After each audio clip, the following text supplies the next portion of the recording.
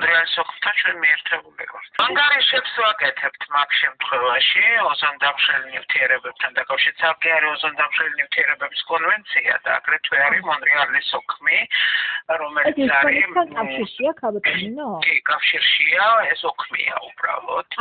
და ეს არის მყარი ორგანული ნაერთების თუ არ მეშლება, რომლებიც ოზონდამშრალი ნივთიერებები აქვს და შეზღუდვებია ამასთან დაკავშირებით. ჩვენ არა ვართ ის მხარე, რომელსაც ეს ამას აწარმოებს, მაგრამ მაინც კონტროლის ქვეშ არის და მუდმივი ანგარიშგებები არის გაკეთებული საქართველოსთან ამ ნაწილში.